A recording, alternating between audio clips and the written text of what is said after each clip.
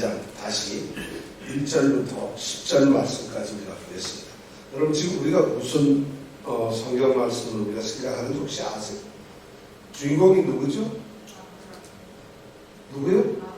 아브라함이 주인공입니까? 이삭이 주인공입니까? 아니면 하나님이 주인공이죠? 하나님이 연출자이고 주인공이신 것 같은데 그래서 캐스팅을 아브라함하고 이삭을 한 것 같아요. 그죠? 그런 거 아닌가요? 하여튼 오늘 우리가 아브라함에 대한 이야기를 하고 있는데 아브라함의 특히 뭐에 대해서 말씀을 우리가 나누고 있죠? 순종. 순종이 어떤 건지 오늘 우리가 두 번째 시간으로 순종을 한번 생각해 보겠습니다. 1절부터 또 10절까지 읽으면서 자, 두 번째 순종은 첫 번째 우리가 4절까지 말씀을 생각하면서 세 가지 순종의 특징을 우리가 생각했는데 오늘은 5절부터 10절까지의 어떤 순종인가 하는 것을 우리가 생각해 보려고 합니다. 자, 성경 말씀 1절부터 10절까지 함께 읽겠습니다. 그 일 후에 하나님이 아브라함을 시험하시려고 그를 부르시되 아브라함아 하시니 그가 가로되 내가 여기 있나이다. 여호와께서 가라사대 내 아들 내 사랑하는 동자 이삭을 데리고 모리아 땅으로 가서 내가 내게 지시하는 한 산 거기서 그를 번제로 드리라. 아브라함이 아침에 일찍이 일어나 나귀의 앞장을 지우고 두 사환과 그 아들 이삭을 내리고 번제에 쓸 나무를 쪼개어 가지고 떠나 하나님이 자기에게 지시하는 곳으로 가더니 제3일에 아브라함이 눈을 들어 그곳을 멀리 바라본지라. 이에 아브라함이 사환에게 이르되 너희는 나귀와 함께 여기서 기다리라. 내가 아이와 함께 저기 가서 경배하고 너희에게로 돌아오리라 하고 아브라함이 이에 번제나무를 취하여 그 아들 이삭에게 지우고 자기는 불과 칼을 손에 들고 두 사람이 동행하더니 이삭이 그 아비 아브라함에게 말하여 가로되 내 아버지여 하니 그가 가로되 내 아들아 내가 여기 있노라. 이삭이 가로되 불과 나무는 있거니와 번제한 어린 양은 어디 있나이까. 아브라함이 가로되 아들아 번제할 어린 양은 하나님이 자기를 위하여 친히 준비하시리라 하고 두 사람이 함께 나아가서 하나님이 그에게 지시하신 곳에 이른지라. 이에 아브라함이 그곳에 단을 쌓고 나무를 버려놓고 그 아들 이삭을 결박하여 단나무 위에 놓고 손을 내밀어 칼을 잡고 그 아들을 잡으려 하더니 하나님의 뜻밖의 이 시험 테스트에 아브라함이 단단히 걸렸습니다. 근데 아브라함이 순종을 하죠. 아브라함의 순종에 지난번 우리가 생각했던 특징 중에 첫 번째가 뭐예요? 즉각적으로 변명 없이 핑계 없이 구실내지 않고 이것저것 이렇다 재는 것이 아니라 즉시 움직였다. 아침 일찍 일어났다. 됐죠? 그것이 첫 번째 순종의 가장 아브라함의 순종의 첫 번째가 뭐냐? 즉시 순종. 즉각적으로. 하나님께서는 그런 순종을 원하세요. 하나님이 말씀을 하셨는데 30년 뒤에 제가 지키겠습니다. 일 다 끝나고 리타이어 한 다음에 제가 하나님 순종하겠습니다. 그게 아니고 내가 시즌만 꼭 가고 난 다음에 하겠습니다. 그게 아니고 내가 이 병이 낫기만 하면 하나님 순종하겠습니다. 이런 순종이 아니었다는 것이. 하나님 먹고 살아야 되니까 우선 일이 조금 되고 형편이 돼서 그러면은 하나님께 순종하겠습니다. 이런 순종이 아니라 이 아브라함은 즉각적인 행동으로 순종했다는 것입니다. 이것이 첫 번째 순종의 아브라함의 특징이에요. 두 번째는 뭐였죠? 철저한 준비. 아주 세심하게 꼼꼼한 순종은 말이죠. 그냥 덜렁 말해서 알겠어요 하고 그냥 덜렁덜렁 가는 게 아니에요. 옛날에 이런 우스갯소리가 있잖아요. 옛날에 어떤 양반집에서 종을 불러가지고 오늘 시장에 좀 갔다 오는 일이 있다. 장터에 좀 갔다 와야 되는 일이 있으니까 그래 하라라. 그랬더니 이 종이 말이죠. 하루는 안 보이는 거예요. 그래서 어떻게 되냐면 시장에 갈 일이 있다 그래서 그냥 시장 갔다 온 거예요. 왜 갔느냐 했더니 갔다 올 일이 있다고 그러지 않았습니까? 갔다 오는 일이 있다 그랬죠. 근데 시장에 가라 그랬나요? 뭐 그런 얘기가 있어요. 우리는 순종을 잘못하고 있어요.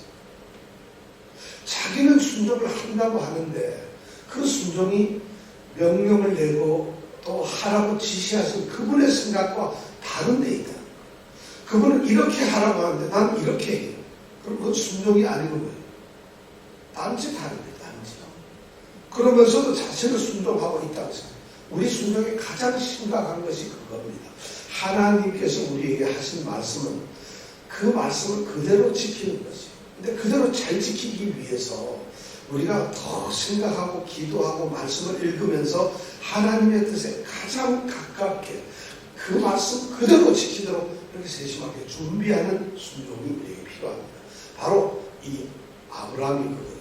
하나님은 내가 네게 지시하는 한 산 모리아 땅에 가서 내가 네게 지시하는 한 산 거기서 번제를 드리라 이렇게 말씀했어요. 그런데 그 번제를 드리기 위해서 그 산에 가서 번제를 드리려면은 아브라함은 준비를 해야 돼요. 그래서 아브라함이 3절에 보면 아주 꼼꼼하게 준비를 하는 것을 오늘 배웠습니다. 순종은 어떻게 해야 된다고? 준비해야 한다는 거죠. 예, 세심하게. 자, 세 번째 순종은 특징이 뭐였죠? 네? 변함없는 순종. 순종을 하다가 중간에 좀 힘들어지면 그만하는 이런 것이 아니라. 왜냐하면 하나님은 이 제사를 드리는 거를 제사를 번제를 드려라. 번제가 뭔지 알죠? 제물을 태워가 죽이고 그 다음에 태워가지고 그 제물로서 제사를 드리는 게 번제예요. 번제. 그러니까 번제하면 무서운 그렇죠. 아주 어떻게 보면 하나님이 가장 기뻐하시는 제사가 태우는 이 번제예요. 하나님이 제일 기뻐하시는 제사. 그래서 태우는 제물의 향내를 맡으신다. 그리고 흠양하신다. 우리가 장로님들이나 목사님 기도할 때 보면 우리의 향기나는 제사를 흠양하시고 뭐 이렇게 옛날 어른들이 그런 말을 어렵게 썼어요. 그냥 우리의 향기나는 제물을 하나님 기뻐 받으시옵소서 뭐 이런 내용인데 옛날 어른들은 그렇게 어렵게 흠양이란 기쁘게 냄새를 맡다 이런 말 아닙니다. 그냥 그걸 모르고 장로님들한테 물어보면 그게 무슨 말이에요? 그러면 몰라. 왜냐하면 옛날부터 그렇게 해왔으니까. 바로 제사를 즉시 드리는 것이 아니라 3일 길을 가가지고 모리아산이 우리는 지도를 알다. 모리아산은 예루살렘 근처예요. 지금 아브라함 어디 산다 그랬죠? 브엘세바. 예루살렘은 단에서 브엘세바 중간 조금 못 미쳐서 있는 게 바로 예루살렘 중간. 그럼 예루살렘까지 와서 거기서 단까지 올라야 돼. 여기까지 가려면 아브라함은 이미 이 가나안 땅에 대해서 어느 정도 알고 있기 때문에 모리아 땅에 가서 제사를 지낸다는 것을 준비를 하고 그것이 3일길이라는 걸 알아요. 근데 하나님은 왜 3일길을 이렇게 제사를 지내겠어요? 브엘세바에도 제사를 드릴 곳이 단을 쌓을 곳이 많아요. 브엘세바에서도 이미 아브라함은 제단을 쌓아놓고 있어요. 브엘세바에다가.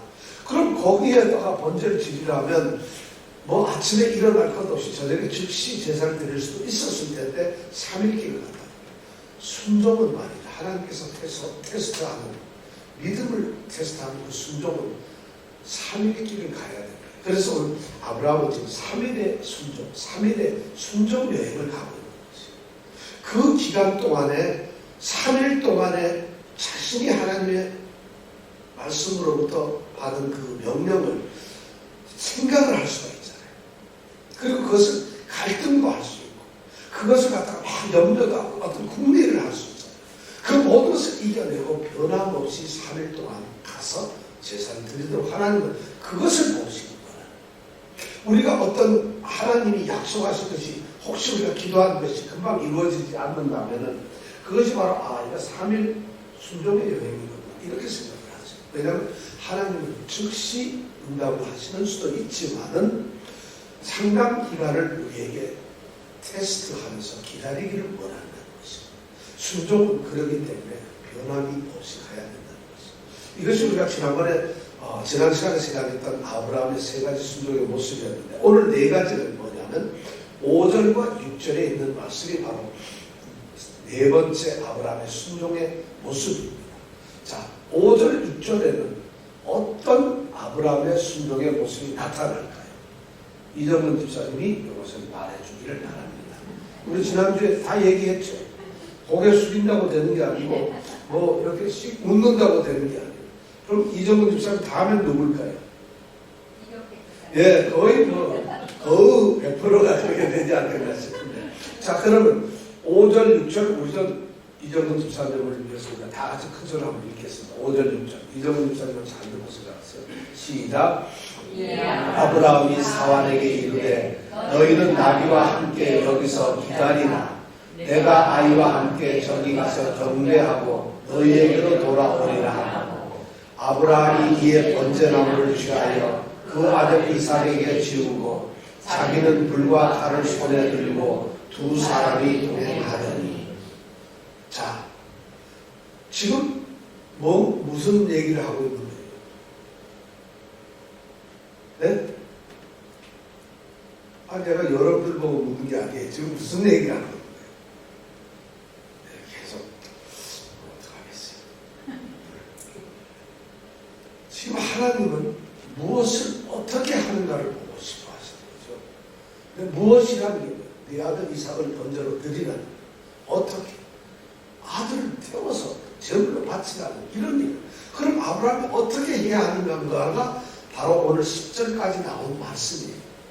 그러면 우리는 무엇이라는 건 분명하게 아는데 어떻게는 아브라함이 어떻게 행동을 했느냐 하는 것을 성경이 기록을 하고 있어요. 그럼 성경이 기록한 대로 아브라함이 무엇을 행했는가를 잘 보면서 그 아브라함의 순종의 모습을 우리가 발견해내야 돼요. 근데 그걸 발견해내지 않으면 성경은 아무 의미가 없어요. 읽고서 뜻을 모르는 성경은 소리 나지 않는 피리를 보는 거나 똑같은 거라는 거죠. 자, 지금 네 번째 아브라함의 순종은 뭘까요? 5절에서 6절. 여러분, 뭐를 하고 생각하세요? 한번 생각해볼까요? 어떨까요? 경배. 경배. 신번주의. 철저한 신번주의. 또 여러분 한번 여러분도 생각해보세요. 지금은 성경 공부 시간이니까 5절, 6절 사이에서 지금 아브라함은 어떤 순종을 하고 있어요? 무조건 순종. 사실 아브라함의 순종에서 딱 얘기할 거 없어요. 무조건 순종. 이러면 끝나는데 사실은. 순종 앞에 말이 필요한가요? 장윤정 양이 지금 굉장히 고민하는 거 같은데 뭘까요? 무슨 순종이에요? 모르는 순종. 정답이에요. 이게 정답인 거예요. 나도 모르겠어. 자, 오늘 말씀을 이렇게 보면 제일 먼저 나오는 건 뭐냐면 아브라함이 데리고 간 사환에게 말이에요. 사환이 몇 명이었죠? 2명 데리고 왔어요. 그거는 기억해야 됩니다. 2명을 데리고 왔는데 그 2명에 뭐라고 그래요? 너희는 여기 있어. 나귀하고 여기 있어. 나귀를 이때까지 안장을 지어가지고 누가 타고 왔을까요? 누가 탔을까요? 아브라함이 탔겠죠. 연세가 지금 120세가 넘은 할아버지가 타야지. 이제 젊은 이삭을 태우겠어. 그렇다고 사환 둘이 타겠어요? 누가 타겠어요? 당연히 아브라함이 타겠죠. 그럼 아브라함이 이제 내려가지고 두 사환에게 이 나귀하고 너희들 여기 있어. 내가 이제 이삭하고 같이 가서 제사를 드리고 오겠다. 경배를 하고 그리고 다시 너희에게 오겠다. 이런 말을 합니다. 자, 그렇다면 우리가 궁금한 게 있어요. 아브라함이 왜 두 사환을 거기에 머물라고 했습니다. 3일 길을 걸어와가지고 모리아산이 저기 보이는데 이제 올라가야 되는데 어쩌면 산을 올라가니까 더 힘들지 몰라요. 그런데 두 사환과 나귀를 거기다 놔두고 자기는 어디 가겠다. 둘이서. 그래서 내려오겠다. 왜 두 사환을 거기에 머물라고 했을까? 이게 아마 힌트일 것 같아요. 죽이지 못하게 방해하는 것 같았어요. 존 칼빈 선생님이 그렇게 해석을 했어요. 내가 보기에는 절대 그런 것 같지는 않아요. 왜냐하면은 사환이 무슨 지금 아브라함하고 원치를 해가지고 재물 바치는데 너희들 꼭 잡아라 이런 얘기 한 적도 없잖아, 그죠? 그러면 그렇게 상상을 하는 것 같지는 않아요. 제가 보기에는 지금 이 아브라함이 두 사환을 남겨두고 간다는 것은 굉장히 중요한 거예요. 남겨두고 그리고는 번제물을 가지고 갑니다. 번제물은 번제하기 위해서 태우기 위한 번제나무, 그 다음에 태워져야 할 번제물인 이삭, 이것이 합쳐서 번제물이겠죠. 그 번제물을 들고 가고, 그 다음에 또 뭐가 있나요? 그거 태우려면 뭘 가져가야 돼요? 불. 그 다음에 죽이려면 뭘 가져가요? 칼. 자, 불과 칼. 아브라함이 한 손에는 불, 한 손에는 칼. 죽었어요. 완전히 찔르고 죽이고 태우고 죽이고 태우고 지금 그 일을 하러 가는 거예요. 그럼 그렇게 얘기할 때 왜 이런 얘기를 했을까? 너희들 여기 있어라 한다. 정말 저는 이 말씀을 들으면서 아브라함에 대해서 다시 한번 생각합니다. 지금 두 사람을 남겨두고 두 사람이 걸어가고 있어요. 두 사람은 사왔는데 두 사람이 걸어가는데 아브라함과 이삭이 걸어가요. 우리가 보기엔 그렇게 걸어가는데 하나님이 보실 때는 어떻게 합니까? 아브라함과 번제가 사람을 하나가 보입니다. 이삭은 뭐예요? 번제물이에요. 번제물. 지금 번제물로 드려야 되니까. 그러니까 아브라함의 심정이 어떤 건가 알죠. 그러면 아브라함 생각에는 사환을 데리고 가야 되는데 그 사환을 내두고 있어요. 여기에서 우리는 아브라함이 굉장한 신앙을 봅니다. 그게 뭐냐면 아브라함의 순종은 전적으로 자기 스스로 해야 하는 순종. 이게 무슨 말이냐면 아브라함의 입장에서는 사랑하는 아들을 죽여서 번제를 드리는 것이 힘들어요. 그럼 자신이 안 하고 야 내가 도저히 아들을 내가 그럴 수가 없다. 너희들 둘이 이거 봐. 기성만 올라가가지고 내 아들을 죽이고 너희들이 제사를 드려라. 그리고 내려와라. 이럴 수가 있잖아요. 그죠? 그런데 이 아브라함은 사환을 남겨두고 자신이 올라가는 거예요. 이 순종이라고 하는 것은 아브라함의 순종의 가장 중요한 건 자기 스스로 고독한 순종을 합니다. 남에게 맡길 수가 없어요. 하나님이 명령하시는 것은 하나님과 나와의 관계의 문제예요. 나와 하나님 둘 사이에 있는 문제라는 것이에요. 하나님이 성경 말씀을 우리에게 들려주시고 이 말씀을 하셨을 때 이 말씀은 표면적으로 온 세상을 향해서 하신 말씀이지만 내 자신에게 있어서는 나와 하신 말씀. 여러분들 한 사람 한 사람에게 저에게 하나님은 이 성경 말씀을 하신 거예요. 괜히 뭐 옆집 아저씨 온 세상 사람들을 위해서 말씀 하나님의 말씀은 온 세상을 위한 겁니다. 그건 우리가 집합적으로 얘기할 때이지만 진정한 신앙은 뭐냐? 하나님과 나와의 관계일 뿐이에요. 이 말씀은 하나님이 나보고 하는 얘기예요. 그러면 하나님께서는 아브라함대로 이삭을 번제를 드리라고 하는 거예요. 사환이나 뭐 이렇게 해서 번제를 대신 드리라는 것이 아니라 네가 드려야 한다는 것이죠. 그러니까 아브라함은 그 말씀을 알아들은 거예요.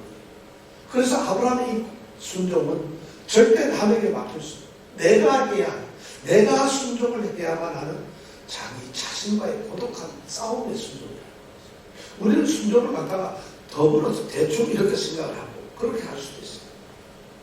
자, 어쩌면은 사환을 놓고 가는 것은 자신이 드려야 하는 이것을 막을지도 몰랐어요. 그래서 어쩌면 내들어갈지도 몰라요. 그것도 너무 맞을 수가 있어요.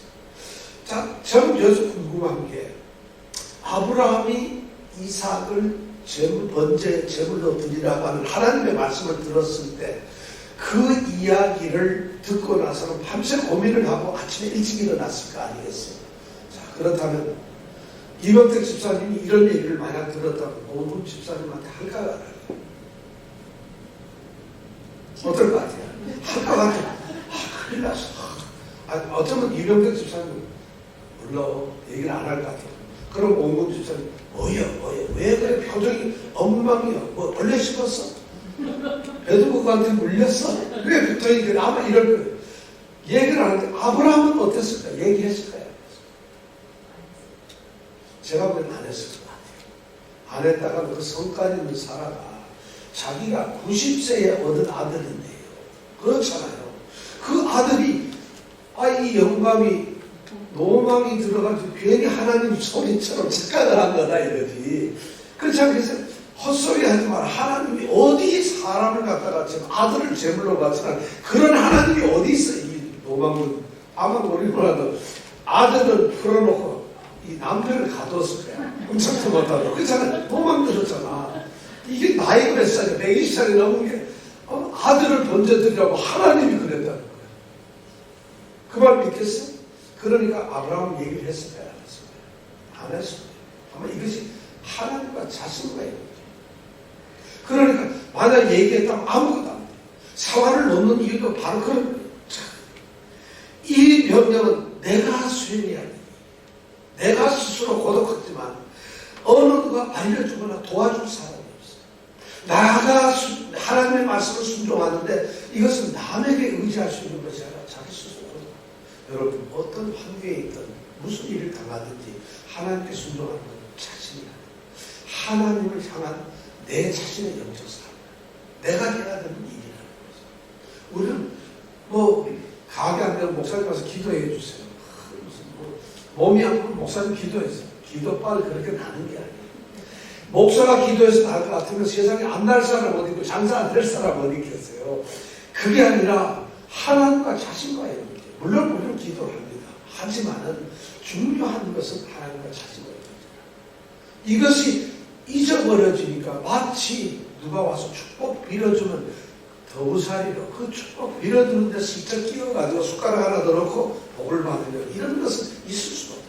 아브라함의 순종이 가장 위대한 점이 바로 자신이 하나님이 자신에게 명령하기 때문에. 그러니까 하나님 말씀 앞에 서면은 여러분 괜히 좌우를 보지 마세요. 뒤도 돌아다 보지 마세요. 옆에 오른쪽 왼쪽 누가 도움을 줄 수 있는 것을 보지 마세요. 그것은 하나님이 나에게 하라고 하신 말씀이고 나보고 행하라 하신 말씀이에요. 그리고 내가 하기를 원하셔서 내게 하신 말씀. 나보고 내가 하기를 원하는 거예요. 다른 핑계가 있을 수 없어요. 만약에 사라에게 얘기했더라면 큰일 날 뻔했어요. 근데 이 유대인들의 미드라시라고 하는 그 책에 보면은 이때 이 이삭의 나이가 37살이라고 되어 있어요. 이삭의 나이가 37살. 왜 그런가 하면은 이 사라가 127세에 죽어요. 그런데 나중에 보면 다음 장에 나오면 죽는데 127세에 죽는데 거기 127세에서 37 빼면 뭘까요? 몇 살이요? 90살. 그럼 90살에는 누가 태어났죠? 사라에게 의해서 이삭이 태어난 거예요. 그럼 이삭이 37살이라는 얘기는 이때 제물로 드린다는 얘기는 사라가 죽는 얘기예요. 그렇죠? 그렇죠. 이 사람도 계산도 잘했어. 왜 그랬느냐? 사라가 나중에 아브라함이 제사를 드리러 갔다가 그 사람들이 이제 유대인들에서 미드라시 상상이에요.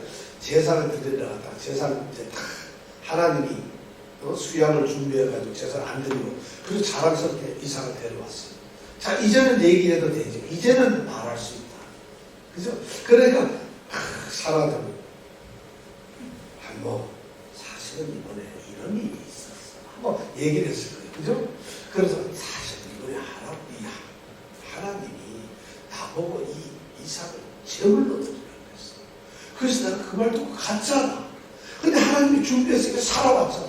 그 순간 살아왔다. 까불었어서 그래서 놀라서 죽어가지고 127세에 죽었다. 야, 이 유대인들은 성경도 해석을 아주 잘하고 그 미드라시는 아주 그렇게 돼 있어요. 근데 그런 것 같지는 않고요. 자, 그런데 여기서 보면은 지금 이 사환을 남겨두면서 아브라함이 뭐라고 얘기를 하는가 하면은 뭐라고 얘기해요? 5절에 보면 뭐라고 얘기하고 있죠? 너희는 여기서 기다려라. 내가 아이와 함께 저기 가서 경배하고 그리고는 너희에게로 돌아옵니다. 자, 경배를 하고 돌아옵니다. 누구랑 돌아옵니다?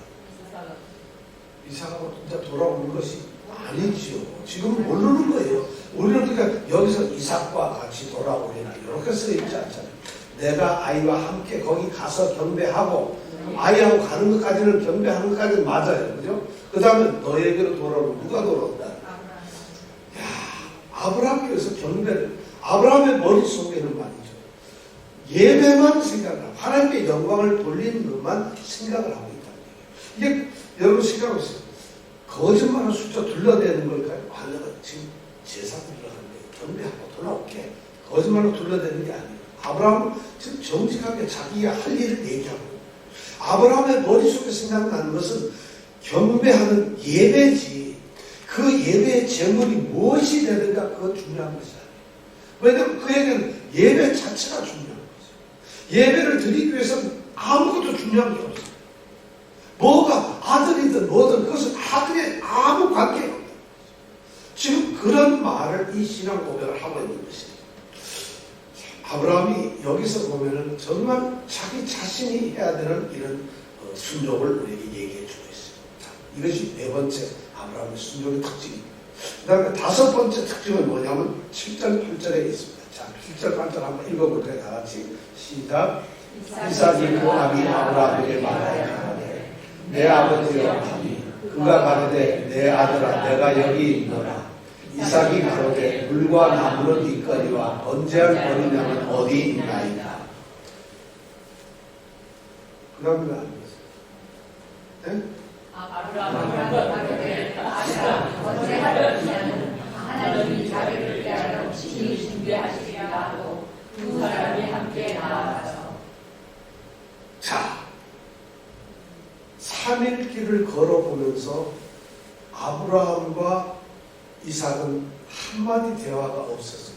있었다면 별로 중요하지 않아서 기록을 안 했거나 성경은 기록을 안 해놓고 있어요. 그러니까 우리가 무슨 대화를 했는지 몰라요.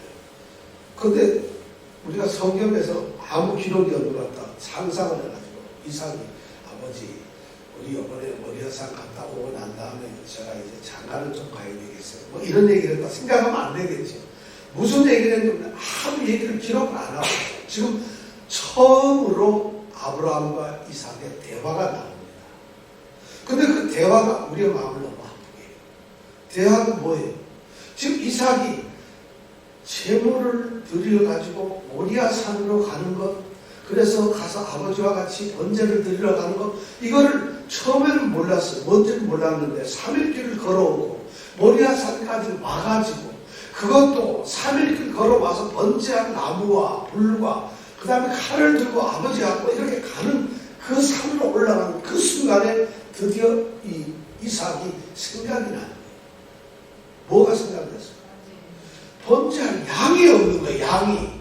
바베큐를 하려는데 고기 사오기로 한 사람이 고기를 안 사오는 거나 똑같은 거잖아요. 그죠? 그럼 뭘로 먹나요? 새우를 먹으면 되죠. 그죠? 근데 바로 지금 번제를 드리려고 하는데 번제 제물이 없는 거예요. 이삭이 그걸 드디어 발견했어요. 야, 그러니까 이삭으로서는 이삭도 아버지가 뭐 착각을 했는가? 아버지가 혹시 한 달 전에 미리 이쪽에 와서 양을 한 마리 잡았는가?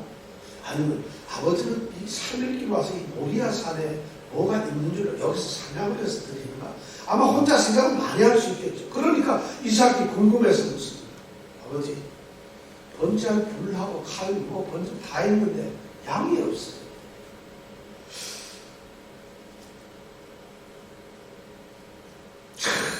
이 질문에 대해서 아브라함이 뭐라고 대답해요? 아브라함이 여기서 뭐라고 대답하죠? 아브라함의 대답이 뭐죠? 아마 이정근 집사님이 대답하나 그걸 보면 딱 좀 쓸데없는 소리 하지 말고 가만히 있어 너는 알 필요 없어 이랬을 것 같아요. 왜냐면 애들이 말이 많아 그냥 어른이 가자면 가는 거지 이랬을 것 같은데 아브라함이 또 막 대답을 하는데 너무 멋있는 말이에요. 자, 뭐라고 되어 있죠? 8절에 아브라함이 가로되 8절 읽어볼까? 시작.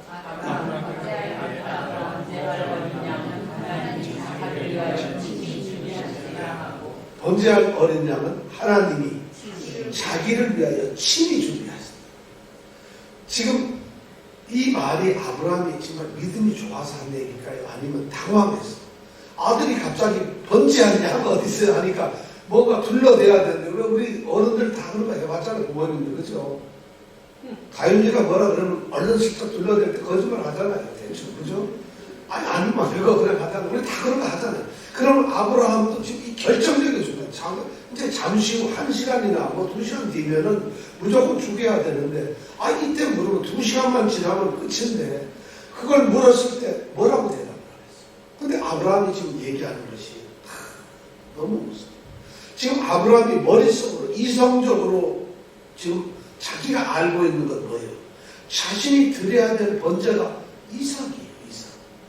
하나님의 명령이 그거고 자기가 생각하는 이삭을 지금 번제물로 드려야 하는 것이에요.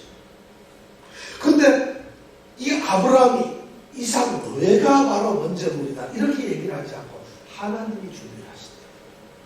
이 엄청난 신앙 고백입니다. 하나님이 준비하신다. 바로 하나님이 자기를 위하여 친히 준비하신다. 이게 바로 여호와 이레라는 말이에요. 하나님이 준비하신다. 거짓말하는 것 같지 않아요. 이것이 바로 아브라함의 신앙 고백이에요. 아브라함에게 있어서는 최고의 신앙 고백이에요. 이제 잠시 후면 어떤 일이 될지 몰라요. 아브라함은 실제로 지금 이것이 테스트인 줄 모르고 하나님이 어떤 일을 이루실 줄 모르지만은 그는 이것이 하나님께서 뭔가 예비하셨다. 설사 이삭을 드리는 한이 있더라도 이삭 자체가 하나님이 예비하셨다. 어쩌면 약속으로 예비하셨다. 언제 될지도 모른다. 아브라함의 신앙은 아마 그랬을 것 같아요. 이삭 외에 다른 게 있었는지 아니면 이삭 내가 먼저 준비한 예물인지 그건 여기서 명확하게 알 수 없지만 아브라함은 그렇게 얘기를 하고 있다. 아브라함의 신앙은 이미 먼저 우리가 고전에 5절에서 생각했잖아요. 내가 아이와 같이 가서 경배하고 너에게로 돌아온다.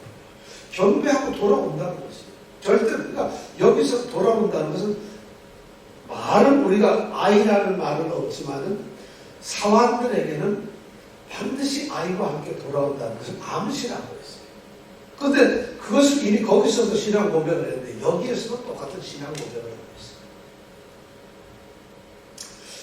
하나님께서 자신에게 이런 엄청난 일을 하라고 하셨을 때 사실 그 하나님이 야속합니다. 엄청나게 무섭습니다. 그리고 이 현실이 아브라함을 뭔지 모릅니다. 이 현실이 지금 무슨 일이 이렇게 나한테 이렇게 벌어지고 있는지 그리고 이 결과가 어떻게 될는지 정말 모르는 상태에서 그런 경배를 한다고 생각을 하고 있고 하나님이 자기를 위하여 준비하신다. 지금 준비하신다. 이런 고백을 할 수가 있습니다. 하나님의 신실하심에 대해서 조금 의심을 하지 않아요. 하나님이 일을 이루어 가신 그 섭리에 대해서 아브라함은 분명하게 소망을 가지고 있어요. 하나님이 하시는 일인데 하나님이 하시는 일이 섭리. 우리가 지난주에 대여기 문답에서 우리가 얘기 읽었었죠. 바로 이 하나님이 하시는 일이 전부 섭리예요. 지금 오늘날 하나님이 역사하신다. 이게 바로 섭리라고 한마디로 하면 섭리예요. 하나님의 역사. 그 섭리를 우리는 소망을 가지고 하나님을 바라봅니다. 하나님이 하시는 일을 봐요. 그런데 소망만 가지고는 우리에게 아무것도 되지 않아요. 그 섭리, 일을 하시는 하나님이 신실하시다. 그것을 믿는 거예요. 믿음이라고 하는 것은 하나님을 내가 믿습니다 하는 것이 아니에요. 그것이 믿음이 아니에요. 신약 성경에 스티오라고 하는 이 신앙이라고 하는 믿음이라고 하는 단어가 말이죠. 전에는 우리가 하나님을 향한 주님을 향한 믿음이라고 생각했는데 최근에 많은 학자들이 말씀하셨거든요. 그것이 믿음이 아니라 주님 자신이 신실하십니다. 똑같은 단어, 신실함이 믿음이라는 말하고 똑같은 단어예요. 그러니까 우리가 믿는다는 것은 주님의 신실하심을 믿는 하나님의 신실하심을 믿는 지금 아브라함이 바로 그런 것을 보여줘요. 아브라함은 하나님의 신실하심을 믿는 순종, 하나님의 신실하심, 하나님은 신실합니다. 하나님은 어떤 환경에서도 좋은 것을 내게 해주신다. 그런 믿음의 순종을 합니다. 엄청난 일을 하고 있어요. 사실 믿음은 바라는 것들의 거죠. 자기가 바라는 것에 그 본 모습, 내가 바라는 그것 자체가 바로 믿음이에요.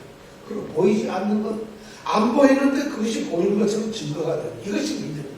왜냐하면 믿음은 여기 있다 생각하면 바라는 그것 자체가 믿음이죠. 여기 있다 그러면 실제로는 안 보이지만 보는 것이에요. 이것이 바로 믿음이라는 거죠. 우리 11장 2절 말씀 바로 그거예요. 지금 아브라함에게는 알 수 없는 일이 지금 벌어지고 있어요. 이해도 할 수가 없어요. 지금 아브라함은 이것이 뭔지를 도저히 분간해 낼 수가 없어요. 뭔지는 몰라요. 그런데 이 아브라함은 하나님의 신실하심을 믿는 것이에요. 하나님이 자신을 향해서 하시는 그 섭리를 소망 가운데서 바라보고 있는 것이에요. 이것이 아브라함이 정말 우리가 사실 우리 형편에서 일어나는 일들 가운데서 우리가 이런 것을 당할 때가 너무 많아요. 납득이 안 돼요. 내가 뭘 잘못했다고 하나님이 이랬습니까? 우리가 하나님의 그런 인도하심이나 하나님의 우리의 개입에 보면 정말 너무 일이 많아요. 그런데도 지금 아브라함 같은 경우는 더 그럴 거 아니겠어요? 어떤 그 아브라함의 그 상황을 여러분 한번 들어가 보세요. 그렇다면 어떻겠어요? 근데 아브라함은 그 하나님의 신실하심을 믿고 있는 거죠. 어떤 어려움이 있다 할지라도, 아무리 납득이 안 되는 일이 있다 할지라도 하나님은 선하십니다. 그 하나님을 믿는다.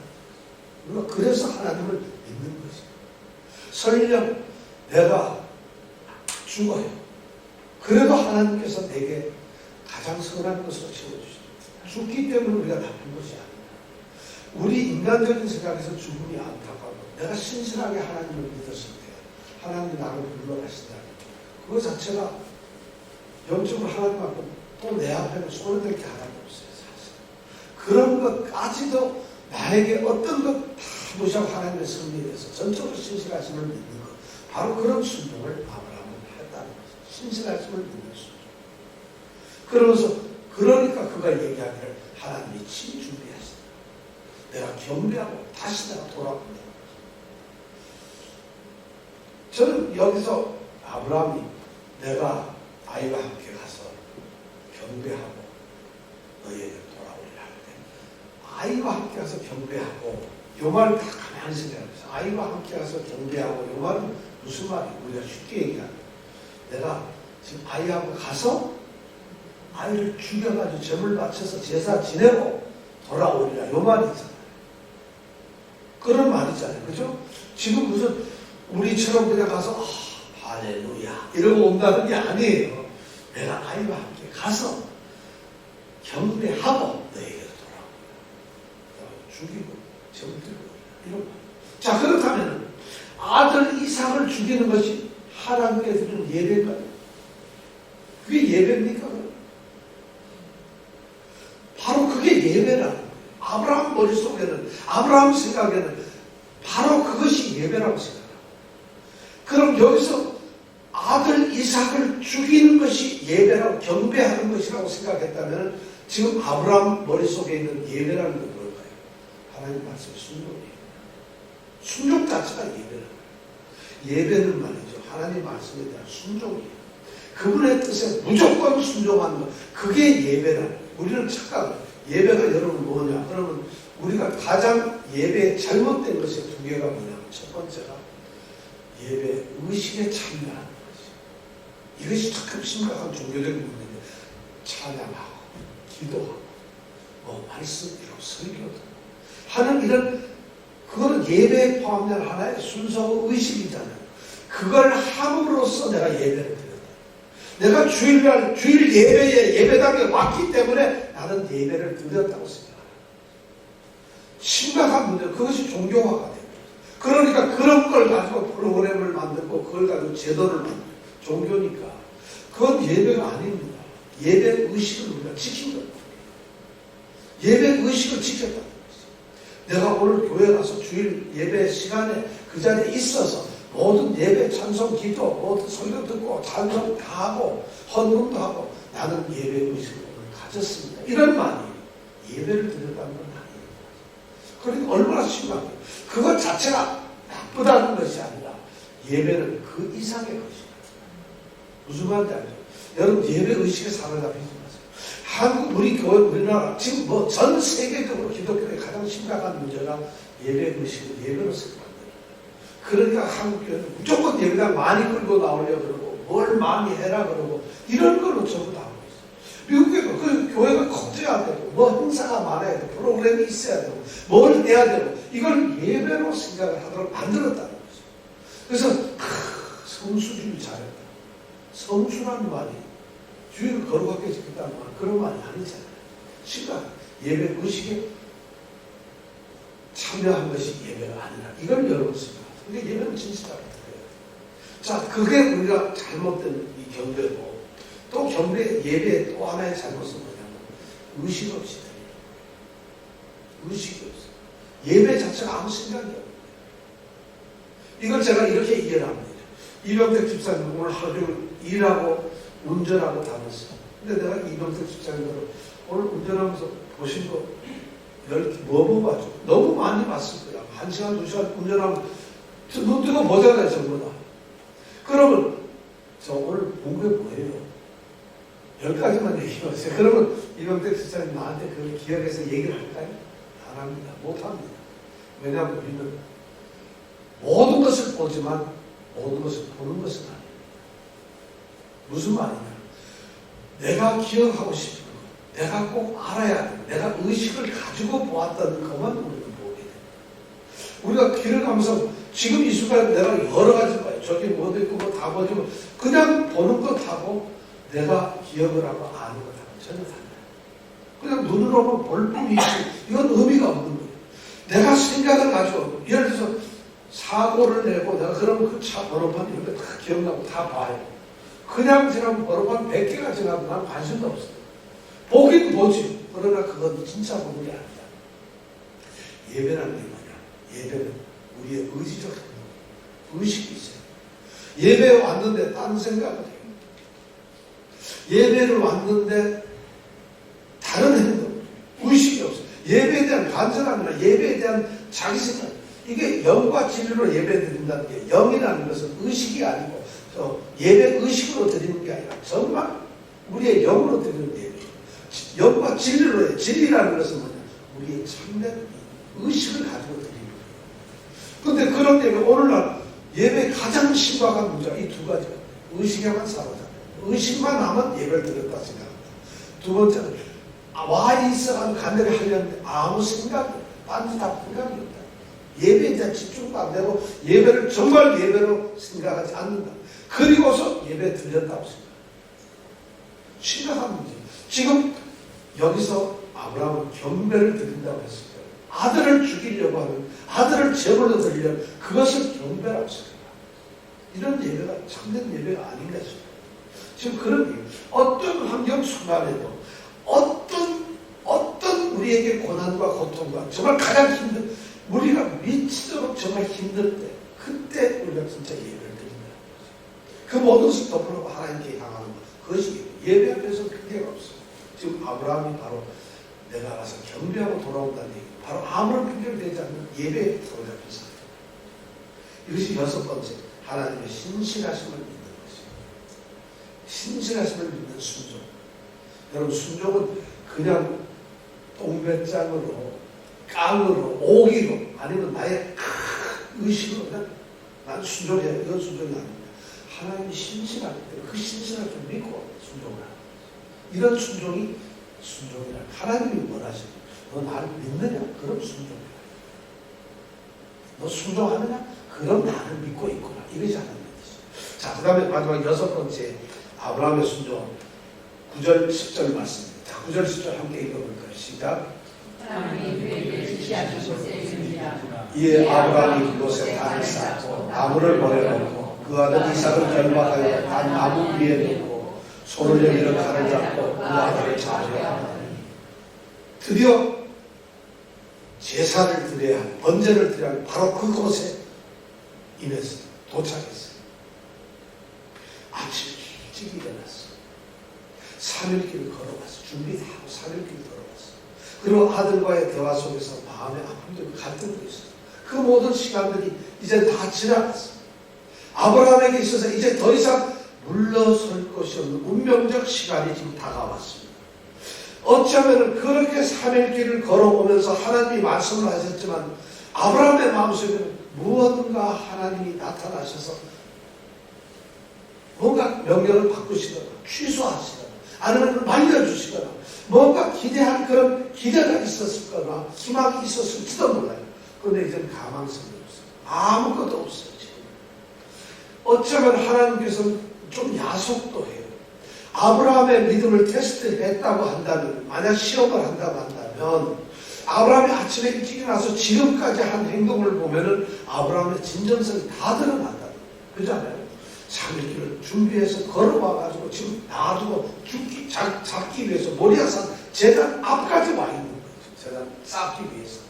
그렇다면 이 정도 되면 하나님은 아브라함의 믿음을 인정했어요. 아브라함아, 내가 이제 드디어 너를 인정한다.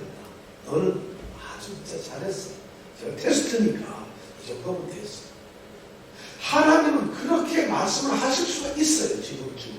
왜냐하면 지금 결정적인 순간 다 왔으니까. 그런데 하나님은 아무 말씀을 안 하시다. 하나님은 아브라함의 그 행동, 그 순종에 아무런 개입을 안 하시다. 하나님이 이렇다 저렇다 간섭도 아무것도 안 하고 내버려 두고 계세요. 어쩌면 아브라함은 이 순간에 하나님 다시 한번 마지막으로 하나님 앞에 기도합니다. 꼭 해야 됩니다.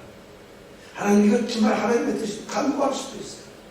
그런데 하나님이 간섭을 안 하시고 아무런 개입을 안 하시니까 아브라함은 아무것도 안 해요. 드디어 아브라함은 할 수 있는 것이 뭐예요? 이삭을 저으로 드리는 거, 죽이는 것밖에 없어요. 이제 아브라함에게 그것만 남은 겁니다. 참, 이런 순종을 한다는 것이 얼마나 어떤지 참 많은 유혹도 있었고 갈등도 있었고 괴로움도 있었지만 이제 그거 다 뒤로 하는 거예요.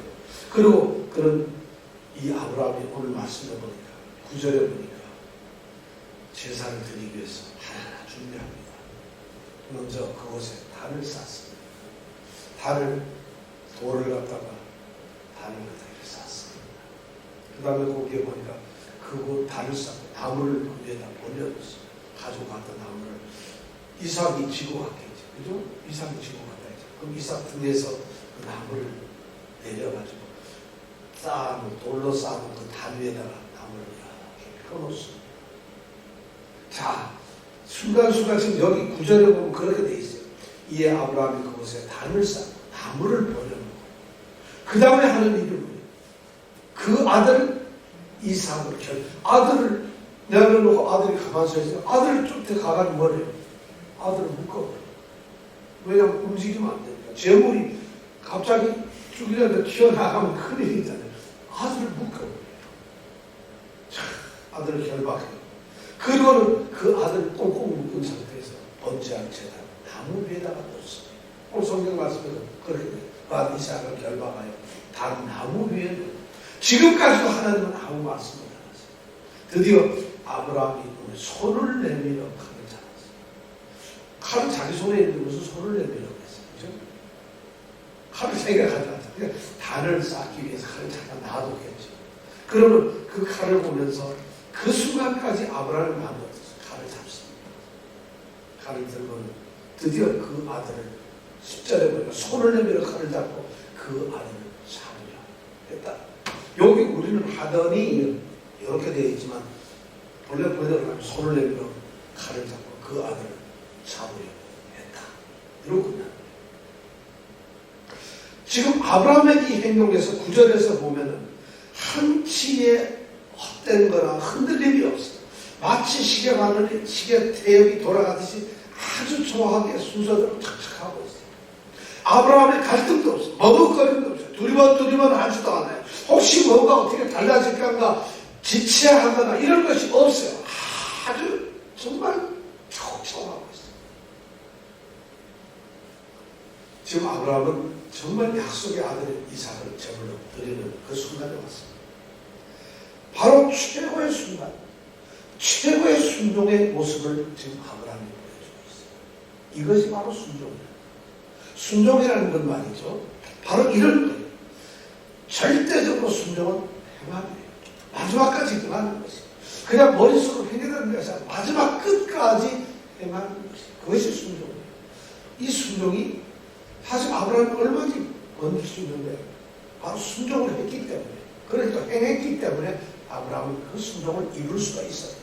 그래서 이 말씀을 갖다가 야고보서 2장 21절, 24절 이렇게 기록을 하고 있어요. 제가 읽어볼게요. 우리 조상 아브라함이 그 아들 이삭을 제단에 드릴 때에 행함으로 의롭다 하심을 받은 것이 아니냐. 바울 사도는 아브라함이 믿으니까, 하나님을 믿으니 이를 하나님이 의로 여기셨다. 그런데 야고보는 그렇지 얘기를 해요. 행함으로 의롭다 하시는 거예요. 전혀 다른 얘기죠. 그 다음에 이렇게 얘기해요. 내가 보거니와 네가 지금 보고 있지 않느냐. 믿음이 그의 행함과 함께해요. 믿음이 혼자 돌아다니는 것이 아니라 믿음과 행함은 같이 있다는 것이에요. 그래서 행함으로 믿음이 온전케 된다. 믿음은 행함이 없으면 온전하게 되지 않는다는 거죠. 그러면서 이에 성경에 이르기를 아브라함이 하나님을 믿으니 이것을 의로 여기셨다는 말씀이 응하였고 그는 하나님의 것이라고 칭함을 받았다. 이로 보건대 사람이 행함으로 얻었다 하심을 받고 믿음으로가 아니다. 그러면 창세기 15장 6절에서는 하나님이 아브라함 여호와를 믿으니 이것이 하나님께 의로 여기심을 받았다고 되어 있는데 야고보서는 이렇게 말하고 있어요. 근데 오늘 이 바로 22장을 보면서 야고보서에서는 행함이 의로 된다는 거죠. 이것이 같은 말이에요. 어떻게 보면 아브라함의 인생에 하나님의 부르심을 받은 처음 단계에서는 하나님이 불렀을 때 아무것도 할 게 없어요.